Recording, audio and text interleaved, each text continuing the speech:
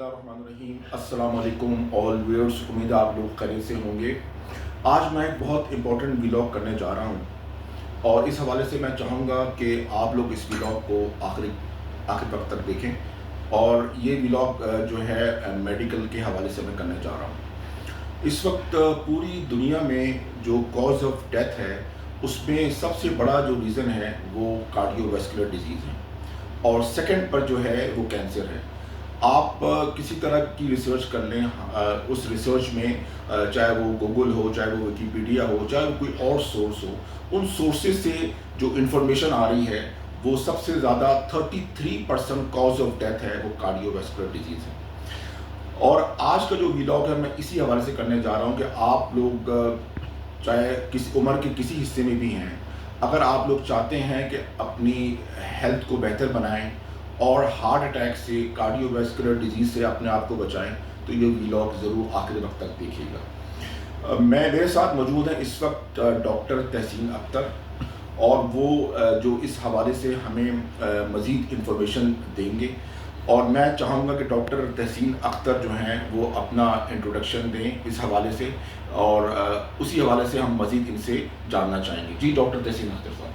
सबसे पहले अस्सलाम वालेकुम। बहुत शुक्रिया आपका कि आपने मुझे मौका दिया। अच्छा, मैं इस वक्त एसोसिएट प्रोफेसर डॉ यूनिवर्सिटी ऑफ हेल्थ साइंसेज हूँ और सिविल हॉस्पिटल में तैनात हूँ। मैं तकरीबन 34 अरसे से प्रैक्टिस में हूँ और मैंने ये देखा है कि लोगों की अपनी जो लाइफ स्टाइल है उसकी वजह से वो बीमार होते हैं और हमारी आदत है हम हर चीज़ अल्लाह पर थोप देते हैं कि ये अल्लाह की मर्ज़ी थी। तो बीमारी में ज़्यादातर अल्लाह की मर्ज़ी शामिल नहीं होती, हमारी अपनी मर्ज़ी शामिल होती है कि हम वो लाइफ स्टाइल अख्तियार नहीं करते हैं जिससे बीमारी से बच सकें। तो इस हवाले से आपने वो जो स्टैटिस्टिक्स दी 33%, तो देखिए बिल्कुल ठीक है। पाकिस्तान में भी ज़्यादातर अमवात जो हो रही हैं और यंग एजेस में हो रही हैं, उसकी वजूहत वही हार्ट डिजीज़ है, दिल के अमराज हैं। और ये दिल के अमराज होते इसी वजह से हैं कि बचपन से लेके 55 तक हम गैर जिम्मेदाराना ज़िंदगी गुजारते हैं, तो लिहाजा हमारा बुढ़ापा बिल्कुल ही मुज़महिल हो जाता है, इंतहाई हम कमज़ोर हो जाते हैं बुढ़ापे में। हालांकि बुढ़ापे में कमज़ोर नहीं होना चाहिए, बुढ़ापे में भी बंदे को स्ट्रॉन्ग होना चाहिए। अच्छा, इसमें मैं अपने व्यूअर्स के से एक बात शेयर करना चाहूँगा, जैसे डॉक्टर साहब से पूछना चाहूँगा कि पहले हम सुनते थे कि जी हार्ट अटैक या कार्डियोवैस्कुलर डिजीज़ एक ख़ास एज में होती है, या जो लोग ओवरवेट होते हैं उनको जो है ये ज़्यादा इसके फैक्टर्स होते हैं, ज़्यादा जो है इसमें सिम्टम्स आते हैं कि जो ओवरवेट है इनकी एक ख़ास एज फैक्टर है। मगर हमने देखा है डॉक्टर साहब कि अब जो लोग ओवरवेट नहीं भी हैं, जो लोग स्किनी हैं, जिनका वेट ज़्यादा नहीं है, यंग एज है, इवन कि ये मिथ भी आई कि जिन्होंने कोविड की जो वैक्सीनेशन करवाई है उनको ये ज़्यादा हो रहा है। तो मैं चाहूँगा कि इस पर आप थोड़ी हमें तफसील बताएं कि ये हर एज ग्रुप को अफेक्ट कर रहा है और इसमें कोई ये नहीं देखा जा रहा है किसी का वेट ज़्यादा है किसी का वेट कम है। अच्छा, इसमें बहुत ज़बरदस्त आपने सवाल किया है। अक्सर लोग मुझसे भी यही सवाल पूछते हैं कि हम तो दुबले पतले थे, हमें क्यों हो गया। देखिए, एक लफ्ज़ है सार्कोपेनिक ओबेसिटी और एक लफ्ज़ है मेटाबॉलिक ओबेसिटी। दोनों में मोटापे का जिक्र है लेकिन मोटापा दिखता नहीं है। अब उसकी वजह क्या है, तो मैं आपको एक्सप्लेन कर दूँ कि देखिए, ये जो वेस्ट है यानी जहाँ से नाफ है, नाफ के पास से अपना सरकमफ्रेंस नाप लें। अगर ये 36 इंच है तो आप ओबीज हैं, चाहे आपका वज़न कुछ भी हो। तो ये एक बहुत अहम है। और दूसरी एक चीज़ ये है कि देखिए, एक परसेंटेज होती है बॉडी में कि आपके फैट कितना है और आपका मसल मास कितना है। अगर मसल मास कम हो गया है और फैट्स ज़्यादा हो गए तो इसको सार्कोपेनिक ओबेसिटी कहेंगे।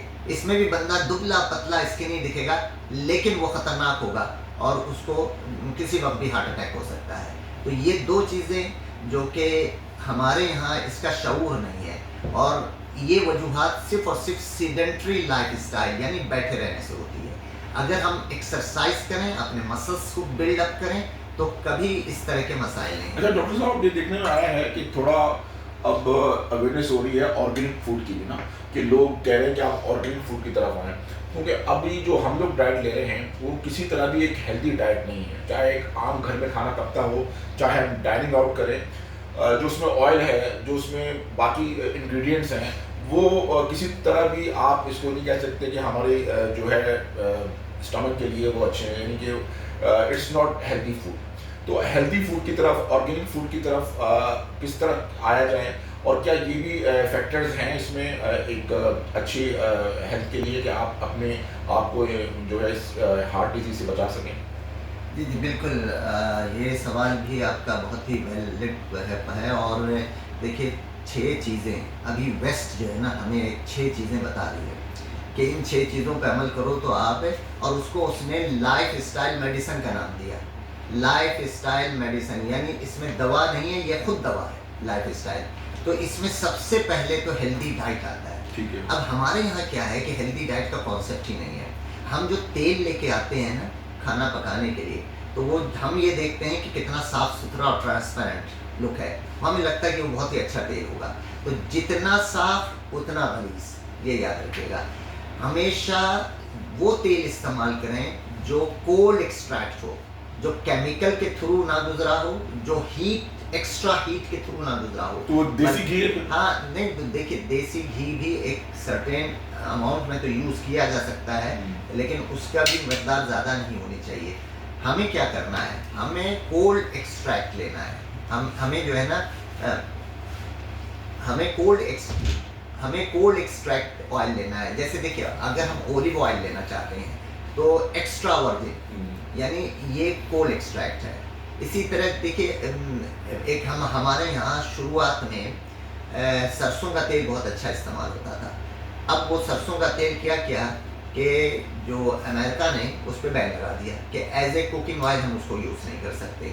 हालांकि उसमें इरोसिक एसिड है, उसकी मकदार आप कम कर लें, और वो खाने के हवाले से, हर हवाले से बेहतरीन तेल है। अगर उसमें यूरिसिक की मकदार किसी तरह से एक्सट्रैक्ट करके उसको कम कर दी जाए, और यह हुकूमती सतह पर बहुत आराम से हो सकता है, इसको इस तरह से किया जा सकता है। लेकिन चूंकि इसमें मफादात वाबस्ता होते हैं ना, कि तो इस वजह से तो डॉक्टर साहब ने हमें मतलब ये बताया कि जो है एक्स्ट्रा वर्जिन ऑयल और सरसों का जो ऑयल है वो बेहतरीन है कुकिंग के लिए, और मगर जो लोग अफोर्ड नहीं कर सकते ऑलिव ऑयल, वो सरसों का तेल यूज़ करें। देखिए, सरसों के तेल में इसमें सिर्फ एक स्टडी की बुनियाद पर इसको बैन किया गया। मैं यहाँ बताना जरूरी समझता हूँ ताकि सही रहे, कि चूहों पे स्टडी की गई थी और वो कहा गया था कि इसके इस्तेमाल से हार्ट डिजीज हुई है चूहों को। अच्छा। जो कि रिवर्सिबल थी, कि जब उसको रोक दिया गया तो वो रिवर्स हो गया।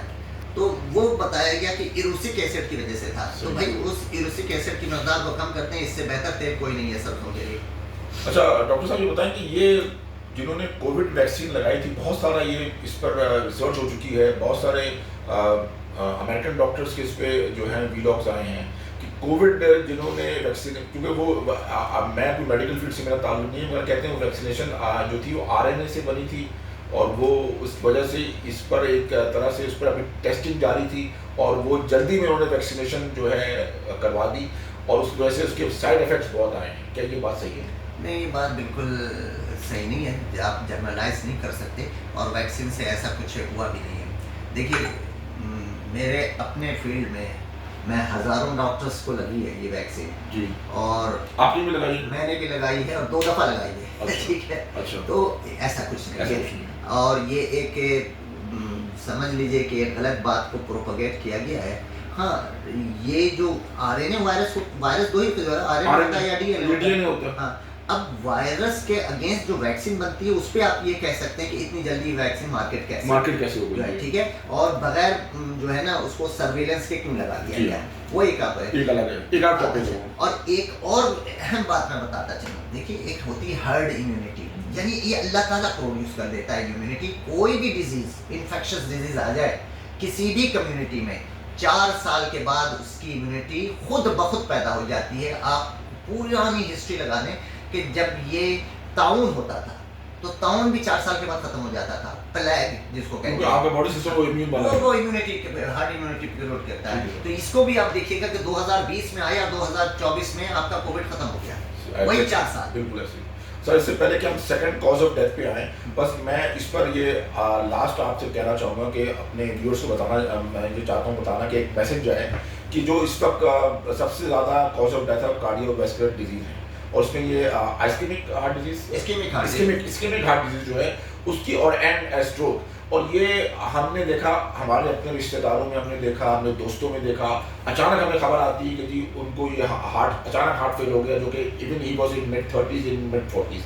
और ये बहुत पाकिस्तान में बहुत ज़्यादा है, पूरी दुनिया में ओवरऑल हो रहा है। तो इसके बारे में आप ये बता दें कि हमें फौरी का हमें what is the right time. बाद लोग इसको प्रोलॉन्ग करते हैं, जी हमें गैस हो रही है, हमें सांस कम आ रहा है, वो लोग अब घर में देसी टोटकी यूज़ कर रहे होते हैं और देर हो जाती है। तो आप सिर्फ 2 चीज़ें बताएंगे, पहले तो बताएं कि इससे कैसे हम जो है बच सकते हैं, और दूसरे what is the right time कि इसको फ़ौरन हॉस्पिटल लेके जाएं। देखिए मैं बहुत ही इन शॉर्ट कैसे बच सकते हैं और क्या करना चाहिए। तो सबसे अहम बात मैं आपको बताइए, एक लफ्ज़ याद रखिए, अहदाफ। उर्दू का लफ्ज़ है, लेकिन इसको अगर इंग्लिश में लिखें तो ई, फिर एच, फिर डी, ए, एफ। तो ई से एक्सरसाइज। आपने ज़िंदगी में कभी एक्सरसाइज नहीं छोड़ना है, और एक्सरसाइज सीख कर कीजिए, ठीक है। एरोबिक भी करना है और एनएरोबिक भी करना है, और ये सीख के कीजिए। दूसरा देखिए है इसमें एच और डी, हेल्दी डाइट। आपने हेल्दी डाइट भी सीखना है कि आपने खाना क्या है, कब खाना है, कितना खाना है, ये आप कीजिए।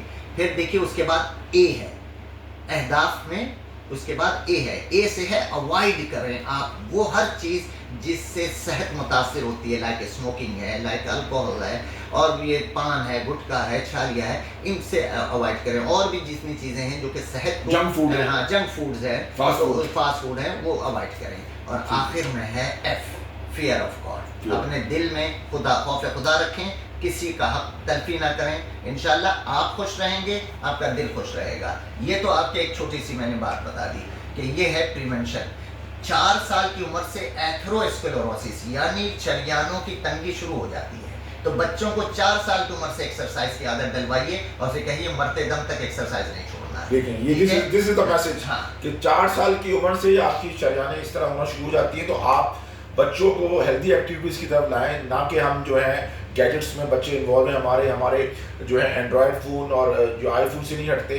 तो हेल्दी एक्टिविटीज़ बच्चों में लाएं, और ये हेल्दी एक्टिविटीज़ आखिरी वक्त तक, यानी कि ओल्ड एज में भी ये हेल्दी एक्टिविटी हमेशा ज़िंदगी में रखें।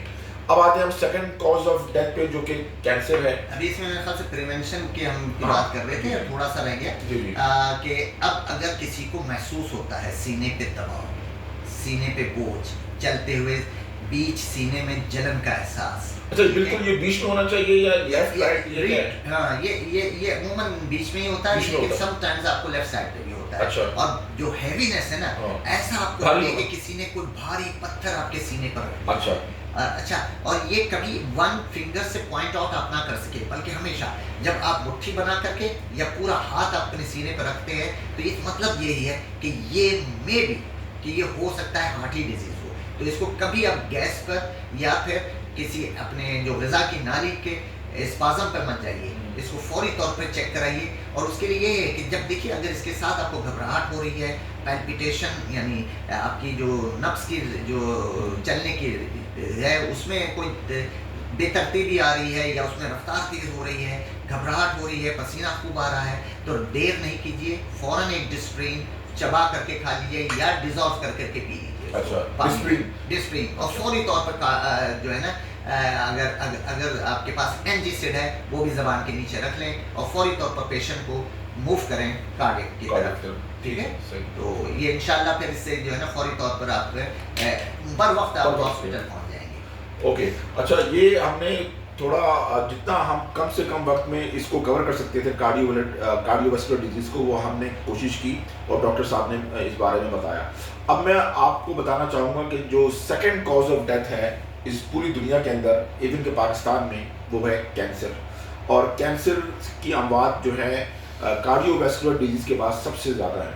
और इसमें भी अब कोई ये नहीं रहा कि किसी एज में भी ये कैंसर डेवलप हो जाता है, और बाज़ दफ़ा तो बहुत लास्ट स्टेज पे पता चलता है। बहुत सी फैमिलीज इससे हमारी अफेक्टेड हुई हैं। तो डॉक्टर साहब ये बताएं कि आपको भी इसका एक्सपीरियंस है, आप बताएं कि ये कैंसर के हवाले से बॉडी में किसी जगह भी ये कैंसर हो जाता है, और बाज़ दफ़ा लोग जितना भी एहतियात करेंगे, हमने तो बड़ा एहतियात किया, हमने तो कभी स्मोकिंग भी नहीं की, हमने तो कभी ये भी नहीं किया, फिर भी ये हो गया। तो इस बारे में आप कुछ बताना चाहेंगे कि हाँ ये अचानक हो जाता है, और फिर जब पता चलता है तो बहुत देर हो जाती है? देखिए हमारे अगर ख़वातीन के हवाले से हम बात करें तो ब्रेस्ट कैंसर जी। बहुत कॉमन है। जी, जी। तो इस ब्रेस्ट कैंसर के हवाले से, और अभी आज का मंथ भी चल रहा है, अवेयरनेस मंथ, तो ब्रेस्ट कैंसर में सबसे अहम बात जो है वो ये है कि माएँ पूरे पौने 2 साल अपने बच्चों को दूध पिलाएं, यही प्रिवेंशन। अच्छा।